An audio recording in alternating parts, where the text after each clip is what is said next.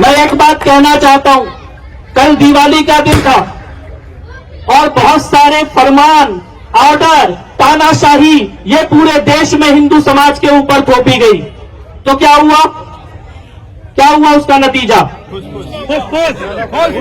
ये बात सबको समझनी होगी कि जितना दबाओगे, जितना अत्याचार करोगे, हम बड़े शांति से रहने वाले लोग हैं, व्यक्तिगत मानते हैं अपने धर्म को, सार्वजनिक नहीं मानते हैं, लेकिन अगर दबाओगे तो वही होगा जो कल रात को पूरे देश में हुआ है। आपको समझना होगा, हमारे व्यक्तिगत जीवन में गैर जरूरी दखलंदाजी बंद कीजिए। सड़कें क्या होती हैं? सड़कों का उपयोग अपनी राजनीति के लिए मत कीजिए। हमने शाहीन बाग में देखा था, ये सारी सड़कें बंद करके क्या तमाशा किया गया था। क्या हुआ? हो गया सीएए वापस? हो गया?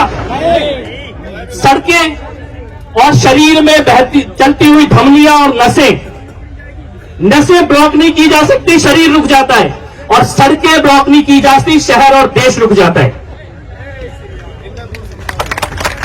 आपको यह बात समझनी होगी, क्योंकि जो जिद आप पाल रहे हो वो जिद अगर हम करने लगे तो हफ्ते का ऐसा कोई दिन नहीं है जिस दिन हमारी कोई पूजा ना होती हो। और शुक्रवार को तो वराह अवतार की पूजा होती है।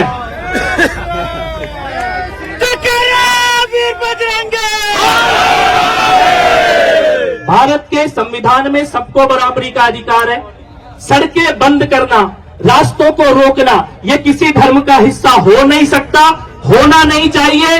गुरुग्राम एक मेट्रोपॉलिटन, ऋषि द्रोण के शिष्य और वंशजों की अंश की भूमि, दुनिया में जाना माना शहर, यहां पे आप सड़कें रोक देंगे? दिल्ली में रोक देंगे? ये सड़कें रोकना धर्म का हिस्सा नहीं हो सकता। ये देश को, अर्थव्यवस्था को, इकोनॉमी को, इनको रोकने का काम है। सड़कों पर सबसे पहला हक है सड़क पे चलने वाले का, वहां पे दुकान व्यवसाय चलाने वाले का, सड़क का उपयोग अस्पताल, दुकान, दफ्तर, अपने काम, स्कूल जाने के लिए करने वालों का। और अगर कहीं पे लोकल सिटीजन, स्थानीय निवासी ऑब्जेक्ट करते हैं तो उसके बाद तो बिल्कुल किसी का कोई संवैधानिक हक बचता ही नहीं है सड़क पर बैठने का।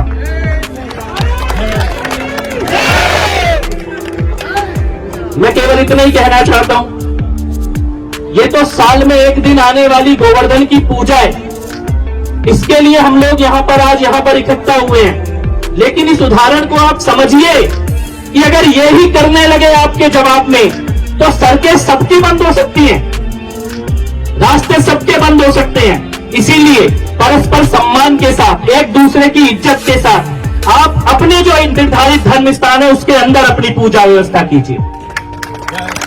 इस देश में सबसे ज्यादा भूमि आपके वक्फ बोर्ड के पास है, वहां पर अपनी पूजा की व्यवस्था कीजिए।